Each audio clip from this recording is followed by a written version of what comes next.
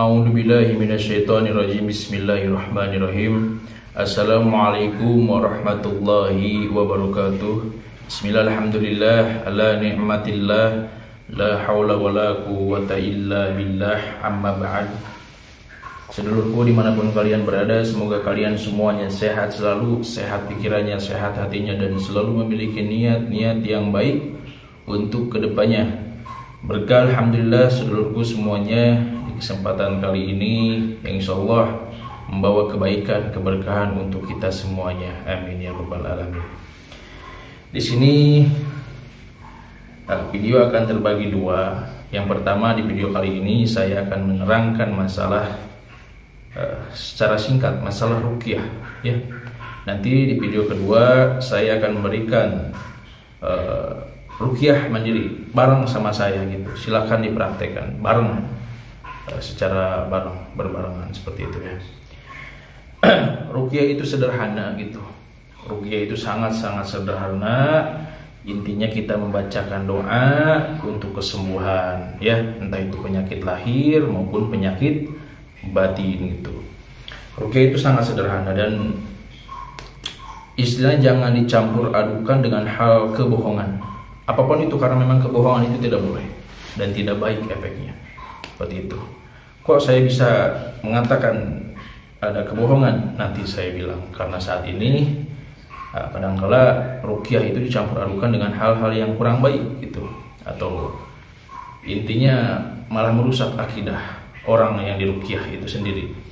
Jadi nanti saya terangkanlah sedikit. Ya, ruqyah itu membaca doa. Ruqyah syariah sama aja baca doa gitu, dari Al-Quran tentunya, dan dari ayat yang disampaikan oleh Rasulullah atau panduan yang sudah diterangkan oleh Rasulullah SAW. Karena memang Al-Quran itu penyembuh juga ya, penyembuh. Al-Quran itu penyembuh. Semua ayat Al-Quran itu bisa menjadi penyembuh untuk kita ketika dibacakan kepada orang yang sedang sakit atau apapun itulah ya. Karena banyak sekali ini maknanya. Ruqyah ini bukan hanya untuk menyembuhkan orang yang kesurupan atau orang yang kerasukan jin atau orang yang terganggu oleh makhluk dolim atau dari bangsa manusia atau dari bangsa jin itu sendiri, karena banyak maknanya gitu dalam gitu. Ruqyah itu yang paling utama itu dari ayat Al-Quran ya, dan salah satunya adalah Fatihah, itu yang utama gitu. Karena banyak praktisi atau peruqyah itu mengawali dengan Fatihah. Karena kenapa? Waktu ketika Rasulullah bersama rombongan sedang melintas di suatu perkampungan. Ini kisah itu zaman Rasulullah. Saya bahas singkat aja ya, insya Allah seluruh paham. Waktu Rasulullah melintas suatu perkampungan bersama para sahabat, tertahan oleh suatu perkampungan itu sendiri, suatu suku atau suatu kaum lah seperti itu, tertahan dan dilarang untuk masuk. Ini Rasulullah singkat cerita istirahat bersama para sahabat di luar gitu, di luar kampung itu. Singkat cerita si kepala suku itu sakit gitu ya, sakit, cari obat susah, kesana kemari nggak sembuh gitu. Dan akhirnya ditawarkanlah pada orang-orang atau penduduk desa itu, siapa yang punya obat atau siapa yang bisa menyembuhkan ini kepala desa kita. Nah, ibaratnya seperti itulah. Tiba-tiba sahabat itu mendengar, salah satu sahabat Rasulullah mendengar gitu, saya bisa katanya. Akhirnya dipersilahkan lah gitu, masuk, dia mengambil istilahnya air, dibacakanlah Fatihah, diminumkan, dan akhirnya atas izin Allah sembuh seperti itu. Dan singkat cerita malah dijamu seperti itu, sahabat itu dijamu, disembelihkan kambing, kasih jamuan yang lain sebagainya. Dan sahabat ini lapor gitu pada sahabat yang lainnya bahwasanya silahkan ayo masuk, kita dijamu, kita dikasih makan ini dan lain sebagainya seperti itu. Nah, otomatis sahabat itu bertanya, kan kita dilarang masuk gitu, kita tidak diperbolehkan untuk masuk, tidak diperkenankan untuk masuk ke daerah situ gitu. Tidak, saya sudah ini membantu mereka, dia minta tolong untuk menyembuhkan kepala desanya gitu, kepala sukunya gitu. Saya bacakan Fatihah waktu di sana gitu, dan alhamdulillah atas izin Allah sembuh gitu. Cuman sahabat yang ini karena saking takutnya, karena memang belum paham, sebentar saya mau tanyakan dulu pada Rasulullah itu, apakah itu betul menangani satu penyakit atau apapun itu dengan Fatihah bisa sembuh? Takutnya saya salah gitu, kata sahabat yang bertanya gitu ya. Akhirnya larilah gitu sahabat ke Rasulullah. Ya Rasulullah, ceritakan ini nih. Tadi kepala desa ini sakit itu disembuhkan oleh dia dengan membacakan Fatihah. Kata Rasulullah, itulah ruqyah. Gitu. Itulah ruqyah. Itu salah satu ruqyah untuk menyembuhkan penyakit dari keberkahan ayat yang kita baca. Gitu. Izin Allah semuanya itu mudah sembuh. Gitu ya. Seperti yang saya bahas di awal tadi, kok kenapa gitu ada salahnya gitu. Jadi salahnya gini, banyak orang istilahnya yang menyangkut pautkan dengan hal-hal yang sangat kental dengan mistis, padahal tidak semuanya mistis. Walaupun itu memang mistis dari gangguan. Contohnya ya, ini contohnya pahami dulu, dari gangguan orang yang dolim menyuruh bangsa jin untuk merusak kehidupannya, merusak karirnya atau merusak jodohnya, susah mendapatkan jodoh, seringnya sakit ini dan itu sebagainya, ya, seringnya mendapat gangguan di tempat usaha, gitu. Memang itu ada, cuman jangan terbawa suasana. Nanti saya terangkan, biar mudah gitu menghadapinya. Ada juga istilahnya orang yang berkata istilahnya, kamu ini ada yang tidak suka, ada yang mengiri ini dan itu sebagainya, di badan kamu ada ini dan itu sebagainya, kamu akan ini dan itu sebagainya. Jadi jangan ke ranah itunya, ya. Harusnya walaupun ini penyakit batin, contohnya dari seorang yang dolim atau dari bangsa jin itu sendiri yang dolim terhadap kita, jangan diarahkan kedua sisi itu, tapi arahkan di mana obatnya.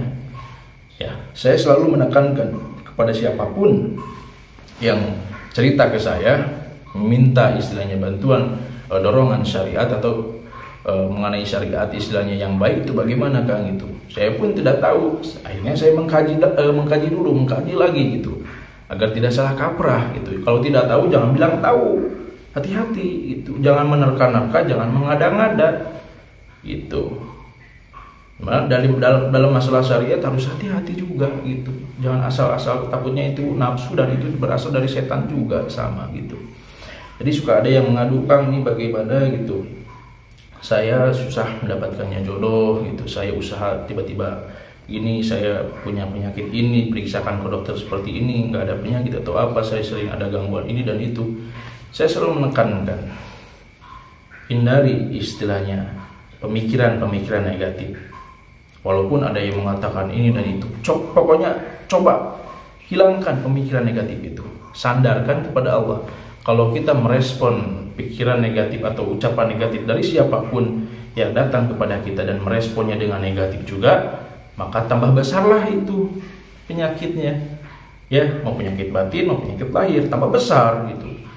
Contoh diganggu atau diguna-guna atau disihir oleh siapapun itu, karena Rasulullah pun pernah disihir gitu.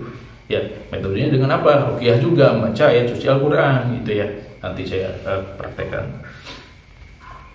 Karena banyak juga tuntunannya seperti itu. Jadi jangan merasakan atau mendalami rasa apa yang sedang terjadi. Takutnya menjadi semakin besar. Contohnya diganggu, ya pasrahkan kepada Allah lagi, karena Allah Maha segalanya, ya. Jadi jangan sampai kita terbawa suasana. Harus kita kembalikan lagi kepada Allah Subhanahu wa taala. Cukup, kata saya istilahnya, bersihkan dirimu, yakinkan dirimu kepada Allah Subhanahu wa taala.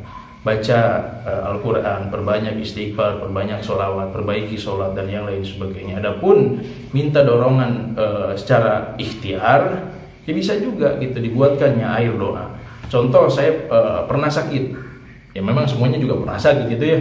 Saya kalau sakit, kalau ada sahabat yang berkunjung, tolong bacakan Fatihah 17 kali atau 13 kali atau 7 kali, terserahlah, tolong bacakan Fatihah. Dia beres sholat, dia bacakan, dia kasihkan air kepada saya minumkan. seperti itu. Saya minumkan, masya Allah. Harus husnudon juga, penuh keyakinan, jangan ada keraguan. Itu kalau dalam berdoa, ya dalam berikhtiar secara batiniah, jangan ada keraguan. Cek Sunda nama ilok deh, kayak gitu kan. Masa iya sih gitu. Jangan ada hal seperti itulah. Pikiran seperti itu juga jangan ada. Itu juga bisa dari unsur setan-setan juga. Ya, berprasangka buruk. Kita harus berhusnudon, berprasangka baik kepada Allah Subhanahu wa taala. Ya, kembalikan lagi kepada Allah. Adapun memang terjadi serangan atau perbuatan yang dolim, kita coba cari orang yang memang paham dan mengarahkan atau mengajak kita menjadi atau istilahnya menuju jalur yang diridhoi oleh Allah. Jangan mengada-ngada, jangan istilahnya memperkeruh suasana. Itu yang utama. Jangan memperkeruh suasana. Cukup kita kembalikan kepada jalurnya, bersihkan lahir batinnya, bentengi lahir batinnya, selesai. Jangan ditambah-tambah dengan cerita ini dan itu. Apalagi kamu didolimi oleh si ini. Apakah harus diputar giling? Kita serang balik. Wah, serang balik kayak main bola kan gitu. Sama aja berarti kita berperilaku seperti orang yang dolim terhadap kita. Ya, tidak seperti itu. Kalau dalam ilmu hikmah pun larangan keras. Kita mendolimi orang yang dolim terhadap kita. Mau ngapain? Cukup kita bersihkan diri, benteng diri, fokus berharap atau berhusnudon kepada Allah Subhanahu wa taala. Allah sekuat-kuatnya pelindung, Allah sehebat-hebatnya pelindung, tidak ada yang lain. Ya, jangan sampai memberikan penyakit, mendolimi orang yang mendolimi kita. Untuk apa gunanya gitu? Jadi jangan mempersulitlah, kembalikan semuanya kepada Allah. Nanti di video part 2 saya akan coba memberikan metode ruqyah mandiri. Coba deteksi dalam diri kita, pasti akan terasa hawanya. Deteksi diri kita, dalam diri kita, apakah ada jin yang bersarang, malasnya sholat, malasnya beribadah, sering gelisah, sering was-was, susah tidur, ya susah jodoh, sekalinya dapat sering hancur, usaha serasa ada hal-hal yang ganjil contohnya, atau di dalam rumah serasa ada sesuatu yang mengintai, atau ada sesuatu yang ganjil, terasa hawanya beda. Itu ruqyah. Rumah pun bisa diruqyah, tempat usaha pun bisa diruqyah. Ya, kita sakit bisa diruqyah melalui perantara doa yang diisikan kepada air dan yang lain sebagainya. Itulah ruqyah. Gitu. Harus jelas kepada jalurnya gitu. Jangan istilahnya langsung menerka-nerka, apalagi mengada-ngada. Udahlah, cukup tinggalkan pikiran negatif dan kembalikan husnudon kepada Allah Subhanahu wa taala dengan cara yang baik. Ruqyah lah gitu. Banyak itu istilahnya, kalau saya ijab pembersihan, ijab pengisian, ijab pembentengan, seperti itu. Lebih mudah dipahami gitu. Kan istilahnya metode ruqyah juga banyak. Nanti saya praktekkan cara metode ruqyah mandiri untuk mendeteksi, mengeluarkan hal-hal negatif dalam diri kita, karena tidak dapat dipungkiri dalam kehidupan pasti ada pastinya keimanan kita turun, ada pastinya kita terpuruk, melamun dan yang lain sebagainya. Di situ terjadi gesekannya energi. Ya, kalau hati kita kosong, tidak mengingat kepada Allah, ya masuklah hal-hal negatif itu kepada dalam diri kita, takutnya menguasai diri kita dan lama kelamaan kita akan makin terpuruk dalam kehidupan. Yang sudah biarlah sudah berlalu, kita fokus menitih kehidupan, mencari keberkahan, mengharapkan keridhaan atau mengharapkan keberkahan dari Allah Subhanahu wa taala. Ya, yang lurus-lurus aja, husnudon sama Allah, udah gitu. Nanti di part 2, video part 2 saya akan praktekkan secara bersama-sama untuk ruqyah mandiri. Ya, kita keluarkan sesuatu yang negatif dalam diri kita. Saat ini saya hanya akan memberikan apa saja yang akan disiapkan nanti di part 2, di video part 2. Siapkan wadah atau kresek apapun itulah untuk di depan, ya, kresek atau apapun itu untuk di depan di sini. Dan istilahnya dalam keadaan bersuci, sudah wudu, pakaian yang bersih, pakai minyak wangi lah, apa-apa, bersuci lah gitu. Pikiran fokus, hati benar-benar istilahnya ikhlas, selaras dengan pikiran juga, mengharap ridho dari Allah, kesembuhan dari Allah, apapun itu Allah yang lebih tahu. Ya, keluarkan semuanya, fokuskan semuanya, badan kita, pikiran kita, hati kita, siapkan wadah, itu ya, bolak-balik ini jadinya ngomong takutnya nggak paham gitu. Setelah selesai menyiapkan wadah, ya kita saran dari saya beres sholat isya. Saran dari saya beres sholat isya. Itu lebih panjang waktunya, lebih tenang juga keadaannya, lebih baik juga. Istilahnya beres sholat isya, ya kita istilahnya siapkan itu, ya sila duduk sempurna. Terus baca, ya pakai hitungan ini aja lebih mudah, ya lebih mudah. Baca istighfar 33 kali, ya istighfar 33 kali. Ya tentu saja diawali dengan ta'awudz dulu. A'udzubillahi minasyaitonirrajim. Terus lanjut bismillahirrahmanirrahim. Astagfirullahaladzim, astagfirullahaladzim, astagfirullahaladzim. Sampai selesai ini dapat 30 tambah 3. Jadi 33 seperti itu ya. Beres baca istighfar, ya beres baca istighfar, contoh seperti ini. A'udzubillahi minasyaitonirrajim. Bismillahirrahmanirrahim. Astagfirullahaladzim, astagfirullahaladzim, astagfirullahaladzim. Beres baca istighfar 33 kali, lanjut baca Innallaha wal malaikatahu yusalluna 'alan nabi ya ayyuhalladzina amanu sallu 'alaihi wasallimu taslima. Terus langsung baca sallallahu ala Muhammad, sallallahu ala Muhammad, sallallahu ala Muhammad, sallallahu ala Muhammad sama 33 kali. Ya, baca sallallahu ala Muhammad, sallallahu ala Muhammad, sallallahu ala Muhammad. Ya. Setelah beres baca sallallahu ala Muhammad, bersalawat kepada Rasulullah, langsung ambil napas panjang, tiupkan ke telapak tangan.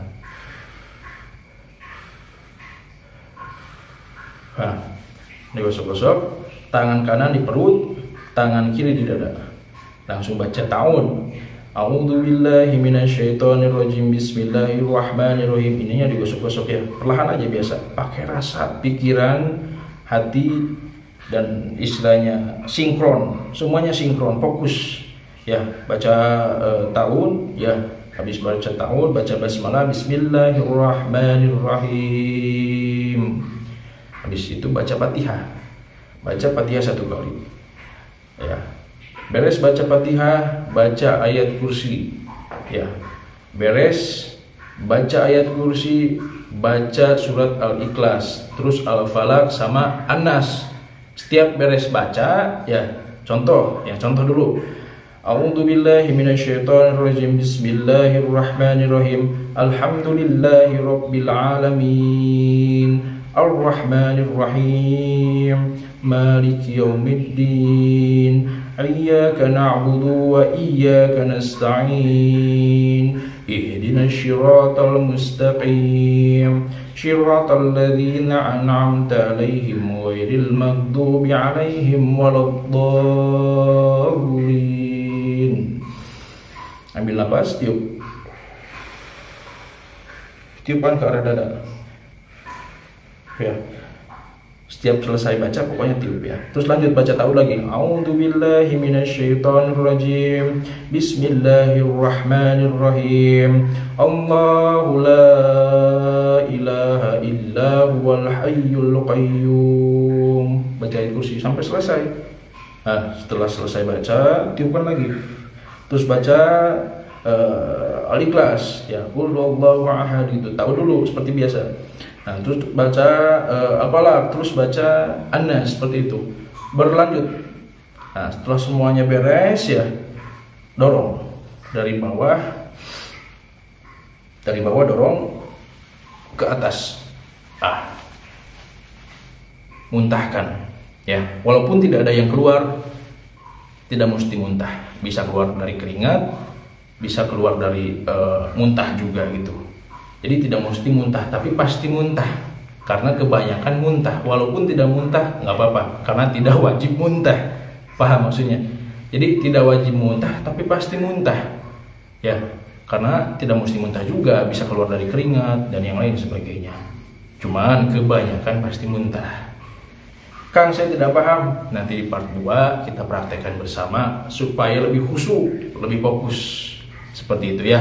Sekarang hanya itu dulu, nanti di part 2 kita praktekkan bersama secara sungguh-sungguh ya. Mungkin hanya itu, kurang lebihnya mohon maaf. Akhirul kalam, wabillahi taufiq wal hidayah. Wassalamualaikum warahmatullahi wabarakatuh. Salam seduluran.